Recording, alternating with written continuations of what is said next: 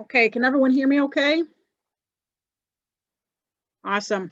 I'm not going to wait any longer because, as indicated earlier, it is 7:30. I respect your time, and I know there were a lot of people who were participating in the State of the Parish address and others who won't be able to join us. So we are being recorded, and I will get that transmitted out to others. So I thank you very much for being here. I have really wanted more than anything this year to put faces with names and at the just to share a small example of the frustration, the barnyard mass this past weekend, I saw a mom with no mask and her kids were running around and they didn't have it was the first time I was able to say, oh, you go with you, so getting a sense of these families has been really a struggle. So I appreciate you actually being here today to clue in and get a feel for what we're going to be working on as we prepare for confirmation. I don't know about you, but can you believe you have a what is it called, a rising eighth grader next year? That's a big deal. And in faith formation, so if you were listening to Father, you know that we're really making some changes to our faith formation program, geared more toward family faith formation and just building strong families, because for one reason or another, and actually for many reasons, our sense of what we know about our faith and spiritual experiences is just not as strong as we'd like it to be. So we're taking the confirmation program. Mrs. Sakula and I in the school were already modifying it to a 2-year program internally, and we're going to continue that structure with the religious ed as well. So it allows us to take some of the content, some of the retreat opportunities, and also some of the service opportunities and spread them over 2 years, giving students more access, more time to be involved in those things. Bear with me for just a second. I just lost somebody here. If you have questions, I would ask that you feel free to either raise a hand or try to flag me down, and I will answer those for you. Or you can throw them in the chat, and I will try to monitor that as well. Okay, so I don't know if you have the copy handy. I sent an attachment that pretty much outlined what this discussion is going to be about tonight. But it's also a good document for you to be able to access later on and make sure you get some important dates into your calendar. I also shared with you, so if you didn't get these 2 documents, I also shared the booklet of service acts that we'll be asking the candidates to be participating in. And I wanted to get that out to you so that you can slowly start to have your children involved in experiences over the summer as they can do them in person. The way that these service acts were designed, and we'll get into it a little bit more later, they were designed during COVID with the idea of many opportunities being non-contact. So those will still remain in place. So there's plenty of ways to serve. It does not have to be in person. And we can talk about that, and you can ask questions as we move into that area. Okay. Sorry, letting a few more people in here.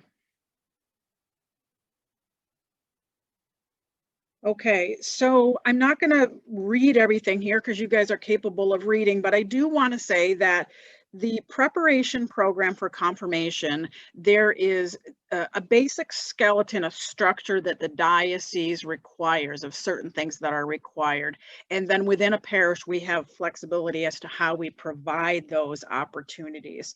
So, for example, at bare minimum, a candidate needs to have been baptized. We need proof of that baptism. So if they weren't baptized at St. Aloysius, you will need to have that available to provide to us sometime in the next, in the next several months.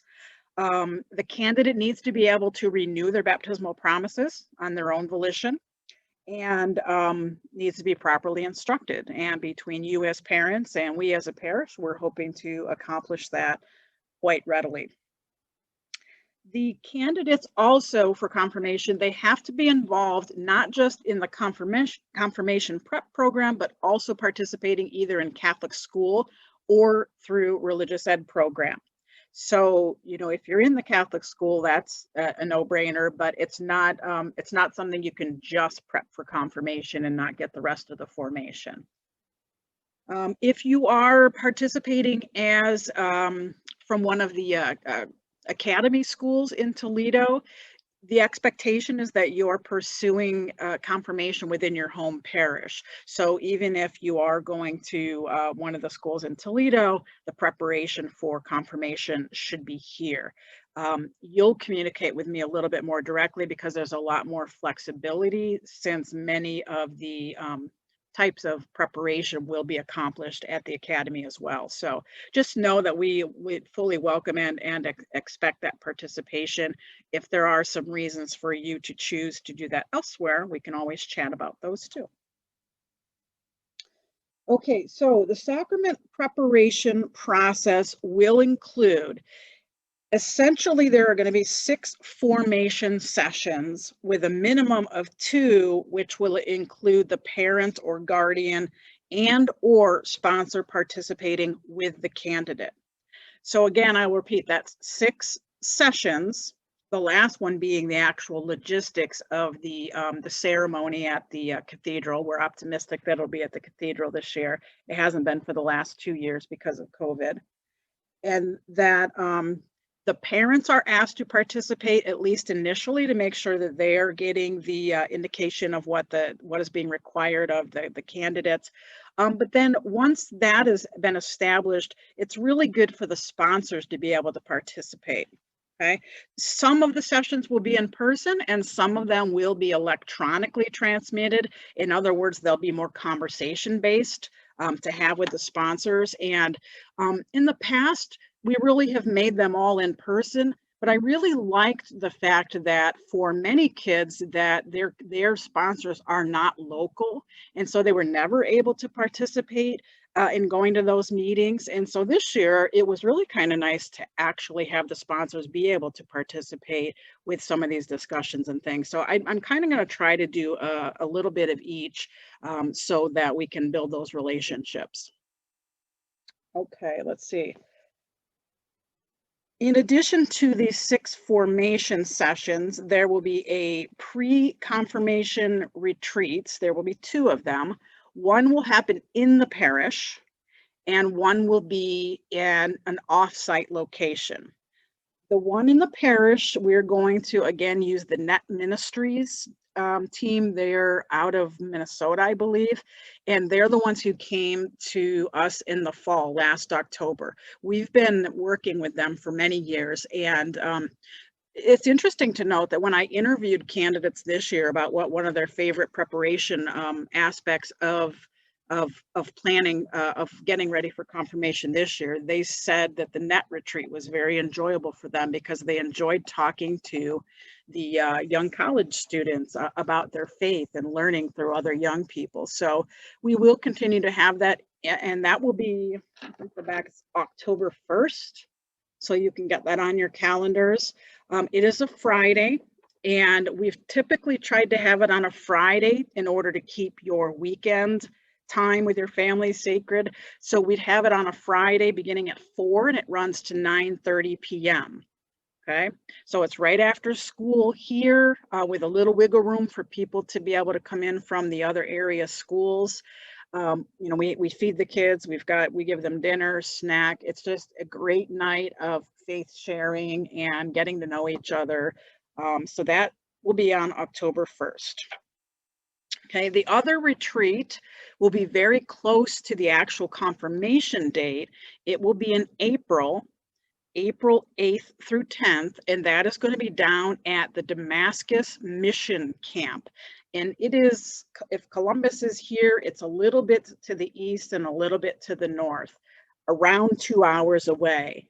And I will provide more information about that. You can certainly get on their site and take a look.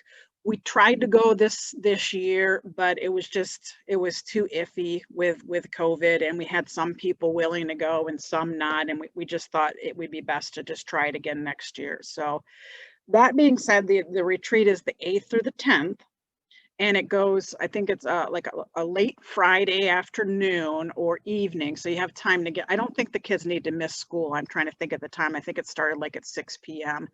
And then it ends with mass at 11:30 on Sunday. And families are welcome to come down to the camp at that point, and attend mass with the kids.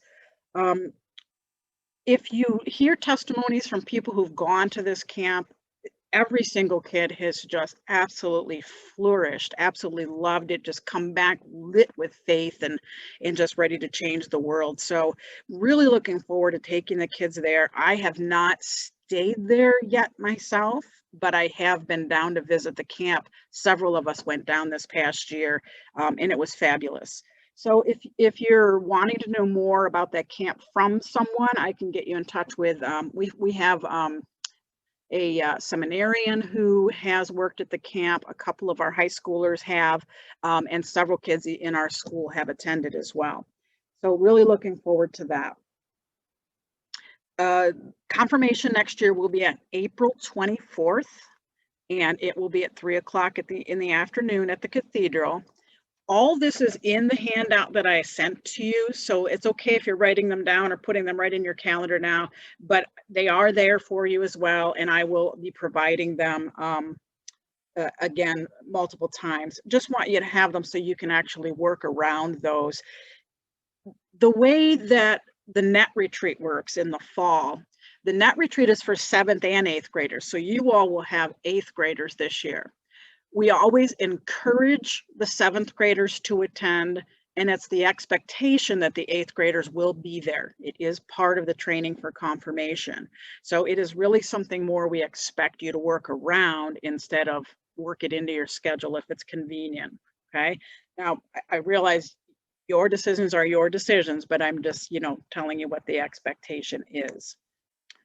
Okay, let's see. The confirmation retreat at Damascus will be, at least half of it will be subsidized by the parish. And it's a very reasonable camp. This year it was $120. I don't know if they plan to raise their fees, but the expectation will be somewhere around the $65 to $80 range. And of course, just as Father reiterated in his state of the parish, if there's ever any issues with affordability, we have plenty of opportunities from generous parishioners to help out with those costs. So please don't ever not participate because of financial need. All right.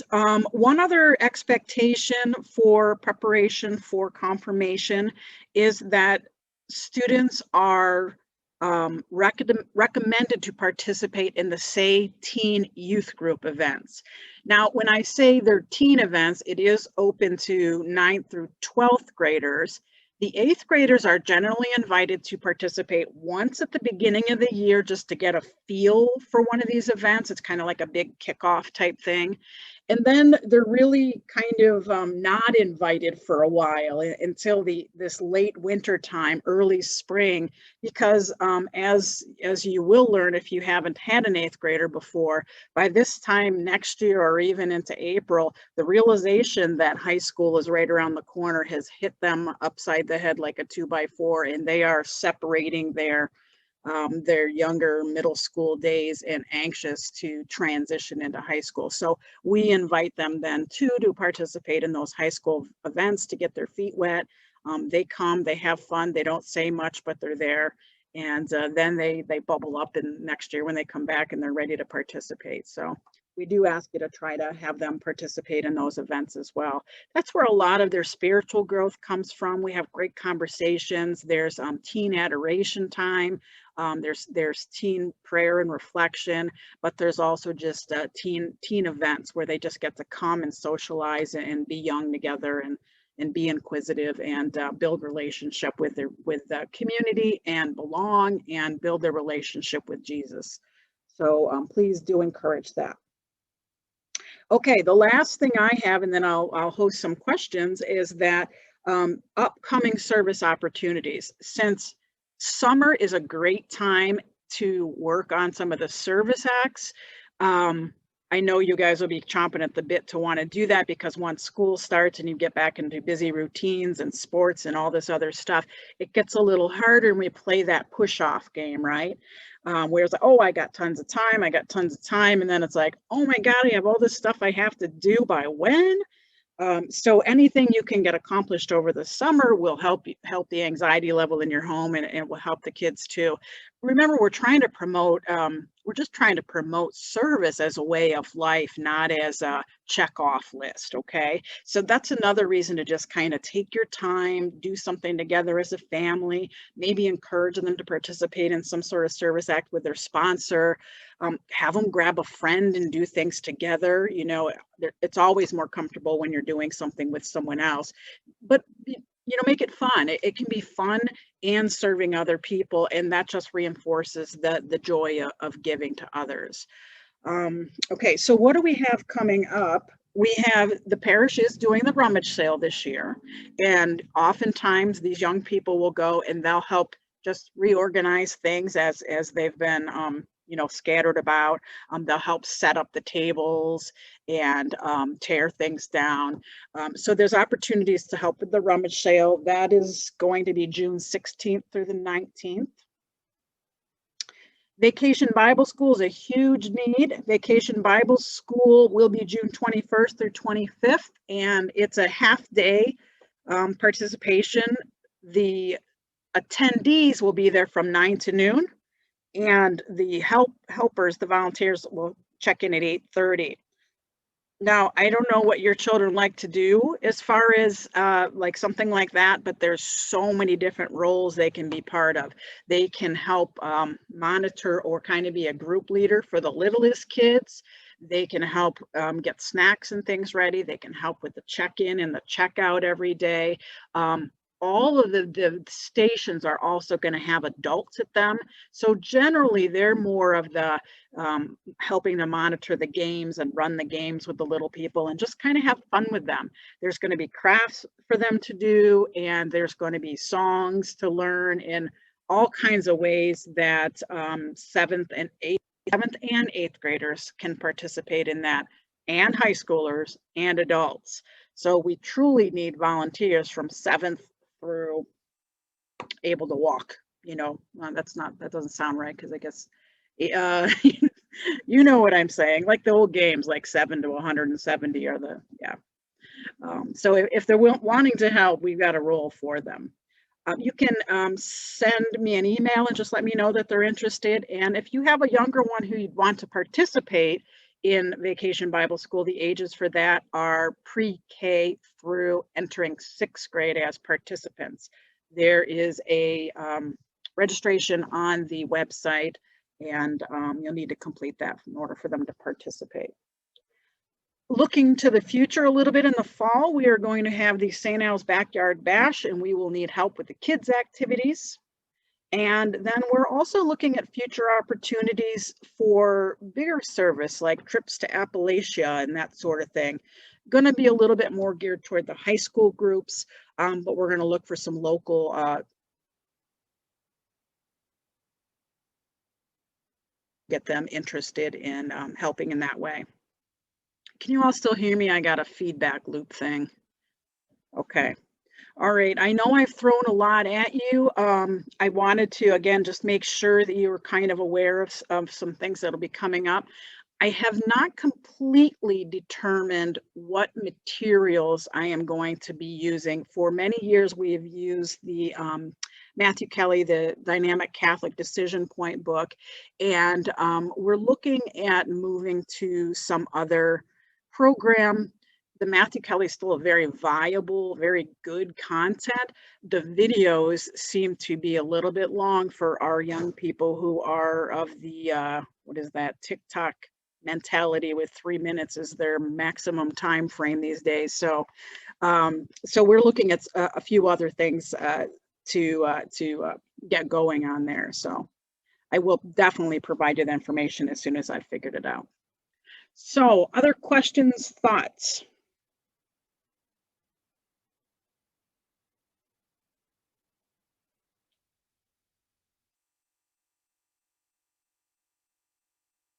And by the way, I'm going to throw this plug out there too. If anyone is interested in being a catechist next year, let me know that as well. I'm looking for some good people who are just really interested, like something that you want to do. There is a little bit of a discount on your religious ed fees to be involved. Um, and it would be up to you whether you want to be involved in the age group of your child or not. I would understand completely, being a mom who's had her own children before, that if you wanted to help in other ways, that's totally understandable too.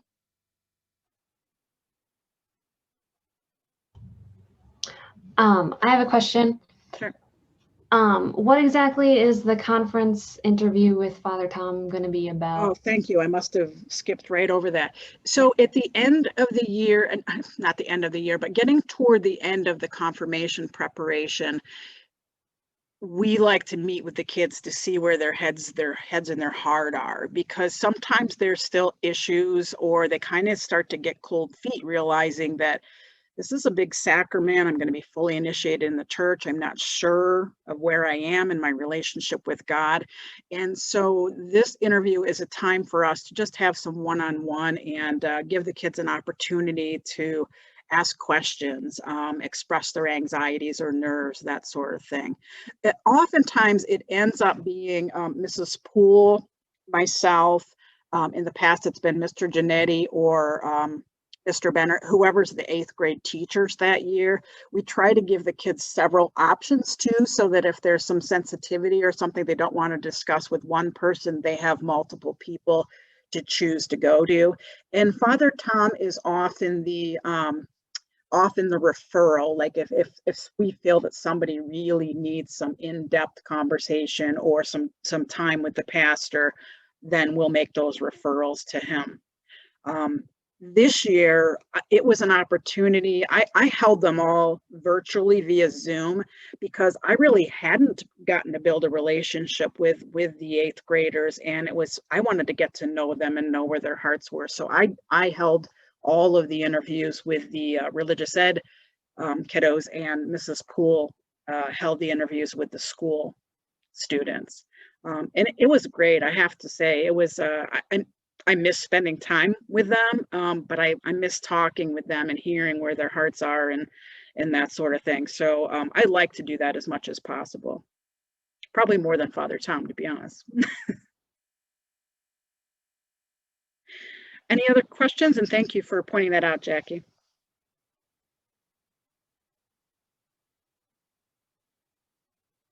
Okay, this is being recorded, so if there's something you want to review again, or if there's other questions that you come up with, please don't feel that you can't just throw me an email anytime.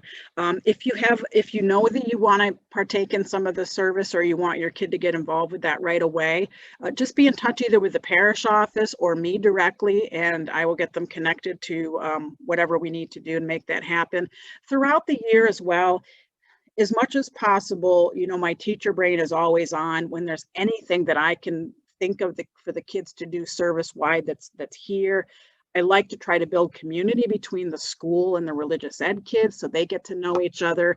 Oftentimes these service type projects, they end up making more work for me, but I want them to be able to have these experiences. So I will throw them out, and it ends up being whoever responds quickest or most definitively, I'll put them on the list to do those sorts of activities. When you look at the book, please realize that the examples they really are just examples. You can modify those service options as much as you want to based on your candidate's interest. It's important when we serve others that it's something that we're interested in doing. Okay. And I should mention too here, because I think I missed this too, the way the book is organized, there are 21 possible categories. The acts of service are aligned with the corporal works of mercy, the spiritual works of mercy, and the Catholic social teaching principles. There are 7 of each of those, and that's where we come up with the 21. The candidate can pick any 12 that they want to participate in. Now, 12 might seem like a lot, but the spiritual works of mercy are honestly, most of the time they're praying. They're just different ways of praying. A rosary for this person, maybe spiritual works of mercy for someone who's praying for someone who's incarcerated, or praying for people who are, what does it say? Um, Praying for people who've lost loved ones, because there's really no way to attend to the dead when you're when you're in 8th grade, sort of thing. So there are some prayer options as well. And if you have older children, you might be thinking service acts, but aren't those supposed to be like a week or a month or whatever? There's no distinction on how long a service act lasts. It can be a one opportunity, or it could be something, say you've got a young person who helps out with Safety Town or Vacation Bible School, and it's a week. That's a service act.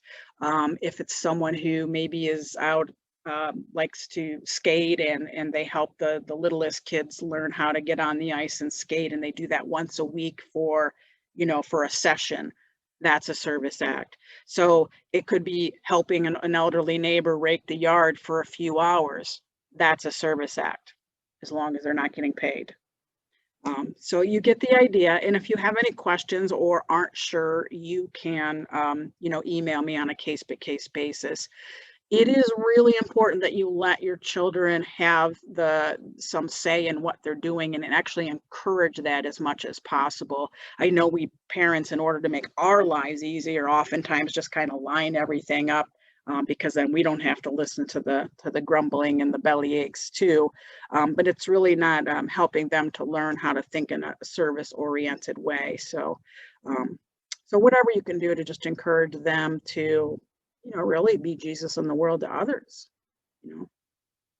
Go find the marginalized, do something for them, right? Okay. Any other thoughts?